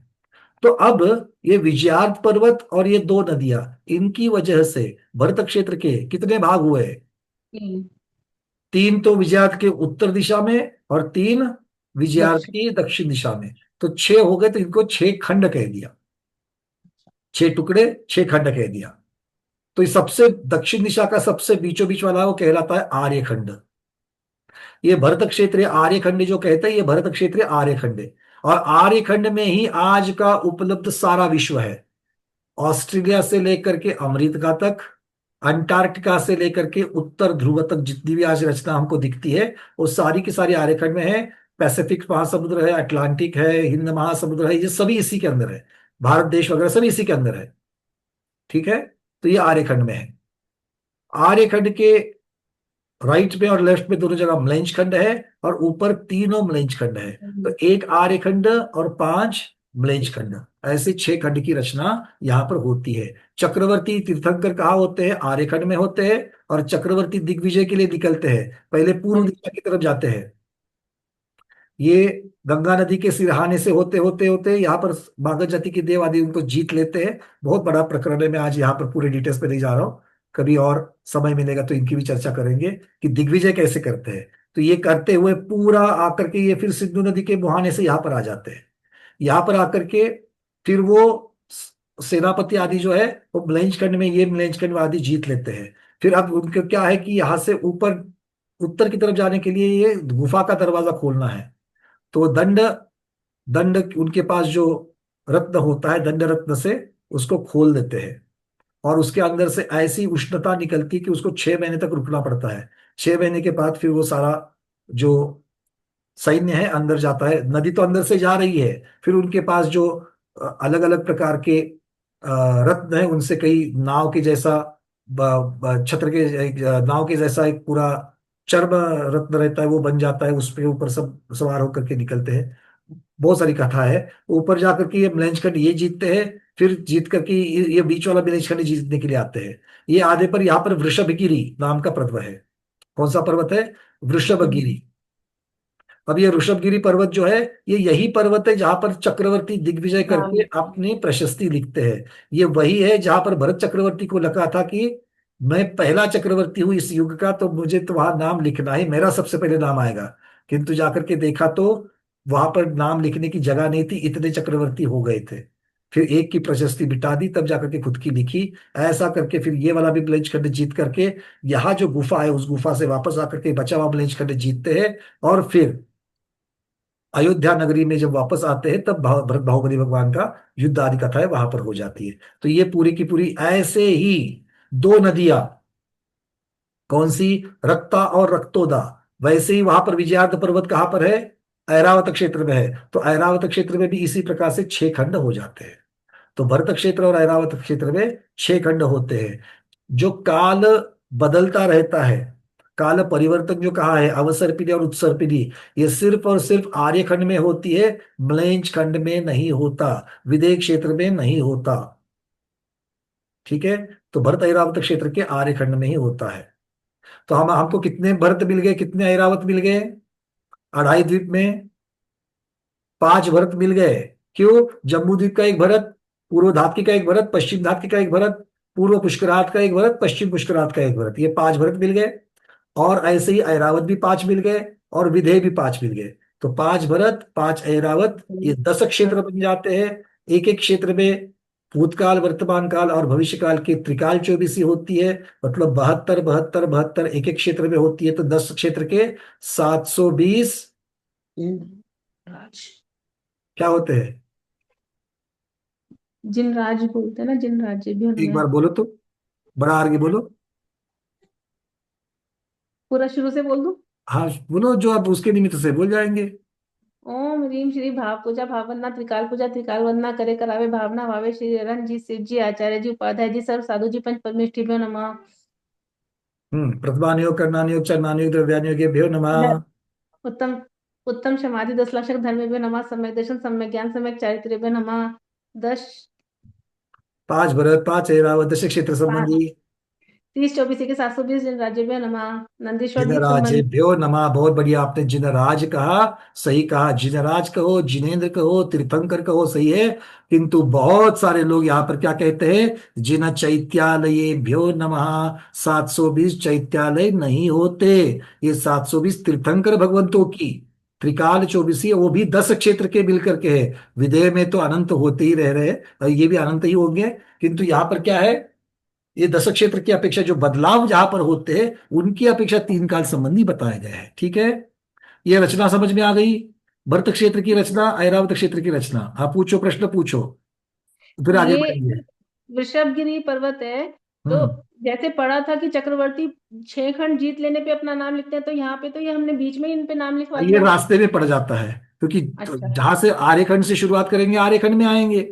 हाँ और ये है तो उत्तर के मलंजखंड में है, तो रास्ते में लिख करके आते हैं। जो एक बार विजयार्थ पर, देखो एक बात समझ लेना, अच्छा प्रश्न पूछा आपने। नारायण जो होते हैं, नारायण जो है वो अर्धचक्री कहे हैं। तो वो जो नीचे के जो 3 खंड है, एक आर्यखंड और 2 मलंजखंड है, किंतु विजयार्थ पर्वत के नीचे के दक्षिण के वो 3 को ही जीतते हैं। वो विजयार्थ को लांग करके जाने की जो शक्ति है वो सिर्फ और सिर्फ चक्रवर्ती में है। ठीक है, चलिए। और प्रश्न, अरविंद जी आपका प्रश्न है, पूछिए। नो, नमोस्तु गुरु वंदना। जिन बिंबे भी बोल सकते हैं ना? जिन बिंब भी नहीं बोल सकते, क्योंकि जिन बिंब तो भगवान की प्रतिमा हो गई, हम्म और प्रतिमा वहां पर 720 नहीं है, साक्षात तीर्थंकर 720 होते हैं। प्रतिमा है तो कब कितनी हो जाएगी? एक एक मंदिर में, आकृतिम चैत्यालय में 108 108 है एक एक में, हम्म तो ये उनकी गिनती नहीं है। ठीक। ठीक है, जिनराज कहो, जिनेन्द्र कहो, या तीर्थंकर एक कहो, तीर्थंकर कहते हैं ज्यादा संयुक्तिक वही है। चलिए, अब अब थोड़ा सा ये इसी प्रकार से क्या होगा, ऐरावत क्षेत्र में होंगे। अब विदेह क्षेत्र को थोड़ा सा देख लेते हैं। वैसे समय हमारा पूरा हो चुका है, तो विजार्थ पर्वत को भी दिखा लेते हैं आपको। ये देखो विजार्थ पर्वत। अब विजार्थ पर्वत की श्रेणी कहते हैं, दक्षिण श्रेणी, उत्तर श्रेणी। अब ये हम लोग ये वृषभांचल पर्वत आपको दिखाया जा रहा है, यहां पर दिख रहा है, ये यहां पर दिखाया गया है, जो दिख रहा है देखो यहाँ इस पे मैं एरो से दिखा रहा हूं। ऋतु दीदी दिखाई दिया? नहीं दिखा है, एरो नहीं दिख रहा। अच्छा मेरा दिख एरो, गया, चलो दिख यहाँ गया, वृषभांचल दिख गया, लिखा हुआ है। हाँ दिख गया। हाँ दिखाई दिया, उसके पीछे ये पीला पीला दिख रहा है देखो ये थोड़ा। ठीक है, इसका मतलब क्या हो गया, और लवण समुद्र इधर है, मतलब दक्षिण कौन सी है, उत्तर कौन सी है, समझ में आ गया? दक्षिण दिशा लवण समुद्र वाली है, उत्तर दिशा वृषभांचल वाली है, तो वृषभांचल के पीछे कौन होगा, हिमवान पर्वत होगा। ठीक है, तो दिशा का नॉलेज होने के लिए। और ये बिल्कुल पूर्व पश्चिम ऐसा ये विजार्थ पर्वत है। और विजार्थ पर्वत की दक्षिण श्रेणियां, मतलब देखो हिमालय पर्वत भी अगर आप देखोगे, सह्याद्री को देखोगे, तो हम उसकी सह्याद्री को रेंजेस कहते हैं, हिमालयन रेंजेस कहते हैं, या मराठी में रांगा बोलते हैं, सह्याद्रीच्या रांगा, हिमालयाच्या रांगा। रांगा मतलब क्या है कि उनकी ऐसी लाइंस बनी हुई, रेंजेस बनी हुई है, तो उसको ही आगम में श्रेणी कहा है। तो उत्तर दिशा की श्रेणी और दक्षिण दिशा की श्रेणी, तो ये दक्षिण श्रेणी है, ये उत्तर श्रेणी है। उत्तर श्रेणी ये 10 योजन ऊपर जाकर के 10 योजन अंदर, तो इस प्रकार से ये कटनी बनी हुई है। विद्याधर मनुष्यों के नगर उत्तर श्रेणी और दक्षिण श्रेणी के सबसे पहली पादान पर, पहली कटनी के ऊपर कौन है, विद्याधर मनुष्य रहते हैं, जिनको माता की तरफ से, पिता की तरफ से विद्याएं जन्म के साथ मिलती है, और कुल विद्याएं वो तपश्चर्या से भी प्राप्त करते हैं। ये विद्याधर देव है। बहुत बार आता है ना, ये विद्याधर राजा आए थे, तो ये विद्याधर राजा यहां से है। अभियोग्य जाति के देव जो रहते हैं, अभियोग्य जाति मतलब कौन है, जो ऐरावत हाथी आदि का रूप बनाने वाले वाहक, वाहन जाति के जो देव है, वो यहां पर रहते हैं, अभियोग्य जाति के देव। ठीक है, तो ये यहां से आकार बना करके फिर देवों को, वैमानिकों को लेकर के वो यहां पर आ जाते हैं। तो इसी प्रकार से ये आपको समझना है। अब खंड प्रपात गंगा नदी जो है वो कहां से आती है, खंड प्रपात गुफा से आती है। मतलब हमने जो देखा था, राइट साइड में जो गुफा थी विजयार्थ पर्वत की, वो कहलाती है खंड प्रपात, और लेफ्ट साइड में जहां से सिंधु नदी निकलती है वो है तिमिस्त्र गुफा। तो विजयार्थ पर्वत के कहां से, पूरा का पूरा सुरंग नहीं है, कितने छोटे भाग में सुरंग है वो देख लेना। छोटे मतलब यहां पर दिखने के लिए पूरा पर्वत और इसकी अपेक्षा से देख लेना। ठीक है, अब इनके आरक्षण रक्षण करने वाले देव भी रहते हैं। जैसे यहाँ पर तिमिस्त्र कूट कहा गया है, तिमिस्त्र ग्रह कूट, इसके ऊपर कृतमाल नाम का जो देव है, वो इस शिखर पर उसका प्रासाद है, वो यहाँ पर रहता है। यहाँ पर खंड प्रपात के ऊपर नृत्यमाल नाम का देव रहता है, और वो उसकी रक्षा करता है। ठीक है, चलिए। पर ये रक्षा क्या है, ये मुख्यतः से एक नियोग है, ये व्यवस्था है। व्यंतरों के स्वभाव जो होते हैं वो बहुत नटखट होते हैं, तो वो अगर कोई उत्पात मचाने वाला है, क्योंकि मिथ्या भी होते हैं, सम्यक दृष्टि भी होते हैं, अगर कोई मिथ्या दृष्टि जो वहां पर जाकर के इस प्रकार से अगर नटखटता करे, तो उसको रोकने के लिए, ठीक है, इस प्रकार से समझ सकते हैं। अब चलते थोड़ा सा विधेय क्षेत्र की तरफ। जिनको जिज्ञासा है वो लोग मुझे मैसेज करें, मैं आपको ये पूरी की पूरी पीडीएफ भेज दूंगा। ये बहुत सारे डिटेल्स, बहुत डिटेल्स है इसमें। सर्वार्थ सिद्धि ग्रंथराज से, तिलोक पन्नति, त्रिलोक सार से मिलाकर के संकलन किया गया है। चलिए, जम्बूद्वीप का विधेय क्षेत्र सबसे पहले समझ लेते हैं। ये बीचों बीच हम लोगों ने देखा था सुदर्शन मेरु, 4 गजदंत पर्वत, और फिर ये पूर्व विधेय क्षेत्र बन गया था, और एक पश्चिम विधेय क्षेत्र बन गया। विधेय क्षेत्र के 2 भाग बन गए। ये बीचों बीच में से सीता नदी इधर जा रही है, पूर्व की तरफ, पश्चिम की तरफ सीतोदा। जो जो नाम है गंगा सिंधु जो जोड़ियों के नाम है, प्रथम नाम जो नदी का है वो पूर्व दिशा की तरफ बहती है, और जो दूसरा नाम है वो पश्चिम की तरफ बहती है। तो सुवर्णकूला रूप्यकूला, इसमें से सुवर्णकूला जो है वो पूर्व की तरफ जाएगी, और रूप्यकूला जो है वो पश्चिम की तरफ। रक्ता रक्तोदा में रक्ता पूर्व की तरफ, रक्तोदा पश्चिम की तरफ, इस प्रकार से याद रखता। तो अब सीता नदी के दो तट बन गए, एक दक्षिण तट एक उत्तर तट। ठीक है, अब यहां पर जो है किस प्रकार की रचना होती है उसको सबसे पहले समझ लो। सीता नदी का एक कॉर्नर में दिखा रहा हूं, उत्तर तट दिखा रहा हूं, ऐसी ही रचना सीता नदी के दक्षिण तट पर है, और ऐसी ही रचना पूर्व विधेय में जैसे वैसे ही पश्चिम विधेय में है। तो अगर हम एक क्वार्टर को समझ लेते हैं तो पूरे विधेय क्षेत्र को समझ सकते हैं। ठीक है, सिर्फ उसको मल्टीप्लाई करना है 4 से। अब देखो सबसे पहले क्या पर है, यहां पर जहां पर भोग भूमि खत्म होती है, गजदंत पर्वत है, वहां पर एक बाउंड्री वॉल जैसी बात है, यहां पर भी और यहां पर भी। ठीक है, क्यों, यहां पर यहां से आगे क्या होगी, कर्म भूमि होगी, वहां पर भोग भूमि है, तो ये कर्म भूमि यहां के वहां नहीं आएंगे, वहां के वहां नहीं जाएंगे। अब सबसे पहले यहां पर बीच में 4 वक्षार पर्वत है। विदेह क्षेत्र में सीता नदी के उत्तर तट पर 4 वक्षार पर्वत है। कहां से कहां तक विस्तार है उनका, नील पर्वत से लेकर सीता नदी तक उनका विस्तार है।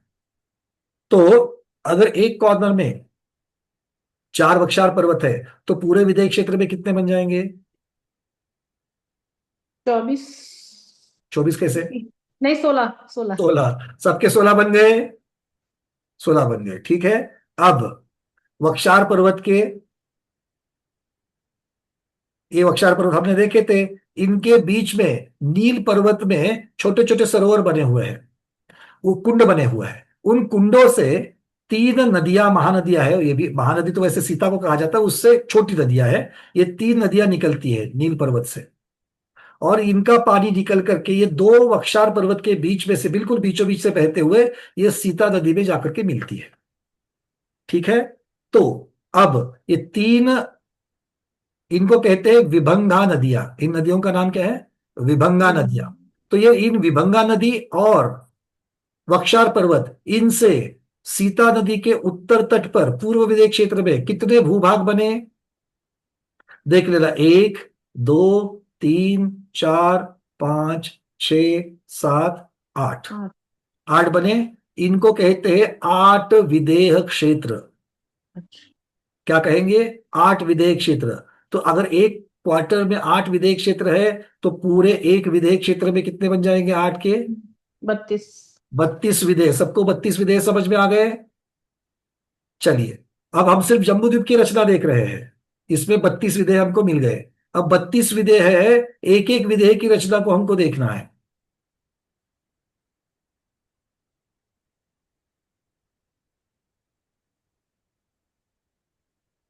एक एक विदेह देखो, अब तक की जो बातें हैं मैंने आपको यहां पर बताई है। ये सीतो ये पश्चिम विदेह हो गया, ये सीता नदी आ गई। सीता नदी में ये क्या है, ये दोनों जगतियां दिख रही है आपको, और ये 4 वक्षार पर्वत है। सीता नदी के उत्तर में, सीता नदी के दक्षिण में 4 है, उसके बीच में ये विभंगा नदियां 3 है, निषद पर्वत से 3 निकली है, नील पर्वत से निकली है, जाकर के सीता नदी में मिल गई। तो ऊपर 8 देश बन गए, 8 विदेह, नीचे 8 विदेह, 16, और 16 वैसे ही पश्चिम विदेह में भी 16 बन जाएंगे। ठीक है, ये पश्चिम विदेह कैसे पता चला, क्योंकि इसके राइट साइड में सुदर्शन मेरु आएगा, लेफ्ट साइड में लवण समुद्र आएगा। यहाँ पर राइट साइड में लवण समुद्र है, लेफ्ट साइड में सुदर्शन मेरु है। ठीक है, इस प्रकार से दोनों मिरर है। अब इसमें से हमने क्या किया, ये देखो, ये जगती याद आ रही है आपको, पार्टिंग लाइन भोग भूमि और कर्म भूमि की। अब ये ऊपर का पर्वत है, ये 2 कुंड है। अब क्या हुआ, एक वक्षार पर्वत है, वक्षार पर्वत, और ये नीचे कौन है, सीता नदी है। ये वक्षार पर्वत ऊपर के नील पर्वत से लेकर के ये वहां पर पड़ा हुआ है। अब इसमें ये कहा की चर्चा कर रहा हूं मैं, ये पूरा का पूरा एक जो ऊपर का विदेह है, एक एक पूरे विदेह की चर्चा कर रहा हूं। ठीक है, अब यहां पर इसके बीचों बीच में क्या है, विजयार्ध पर्वत बन गया। इधर भी विजयार्ध पर्वत है, जैसे भरत क्षेत्र में विजयार्ध था, वो यहां पर बीचों बीच में विजयार्ध पर्वत है। और यहां पर 2 कुंड है ऊपर, रक्ता कुंड, रक्तोदा कुंड। इसमें से 2 नदियां निकली, वो 2 नदियां विजयार्ध पर्वत को पार करते हुए, वहां पर भी खंड प्रपात, मिश्र, 2 गुफाएं हैं। पहली नदी के लिए खंड प्रपात, दूसरी नदी के लिए तिमिस्त्र गुफा, इसमें से पार होकर के ये सीता नदी में जाएंगे। तो ये दो नदियां और विजयार्थ पर्वत, इसकी वजह से एक विदेह क्षेत्र के कितने टुकड़े हुए? 6। 6 हो गए, सबको 6 दिख रहे हैं। विदेह क्षेत्र के ऊपर 3 और दक्षिण में 3, नीचे 3। ठीक है, तो दक्षिण दिशा में क्या है? आर्यखंड है। हम सीता नदी कहां पर है? सीता नदी के उत्तर तट की चर्चा कर रहे हैं। सीता नदी नीचे दिख रही है यहां पर, तो इसके उत्तर तट की चर्चा कर रहे हैं। तो उत्तर तट वाले देशों में आर्यखंड है, ठीक है, बीचों बीच में। और बाकी के 5 फ्लोर होंगे मलेजखंड। ब्लेंजखंड। एक आर्यखंड को 5 ब्लेंजखंड, ये रेशो यहां पर भी विद्यमान है। समझ में आ गई बात? तो यहां पर एक विजयार्थ पर्वत है, एक विदेह में एक विजयार्थ, तो 8 विदेह में कितने होंगे? 8 विजयार्थ। 8 विजयार्थ। सीता नदी के उत्तर दिशा में 8 विजयार्थ, दक्षिण दिशा में 8 विजयार्थ, 8 और 8 16 विजयार्थ हुए। और वैसे ही सीतोदा के नदी के दक्षिण उत्तर तट पर 16, मतलब एक विदेह क्षेत्र में जैसे 32 आर्यखंड हुए, वैसे ही 32 विजयार्थ पर्वत हुए। क्लियर है? 16 वक्षार, 32 विजयार्थ, 32 आर्यखंड। और 32 आर्यखंड के 5 गुना कितने मलेजखंड। होंगे? 160। कितने होंगे?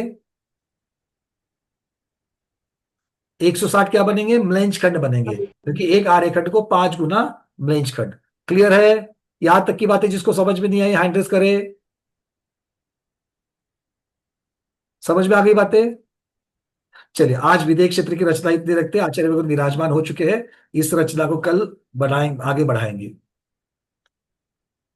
आज हम आपको सारे ये जो तीसरी की पीडीएफ है, तीसरी अध्याय की सर्वात सिद्धि के, ये आपको भेजी जाएगी। आज इतना ही रखते हैं। आज उसको पढ़ना, कल इसको हम लोग और भी आगे लेकर के चलेंगे। आज के स्वाध्याय को गुरुओं के श्री चरणों में बारंबार नमोस्त वंदनामि इच्छाकार करते हुए यही पर समापन करते हैं।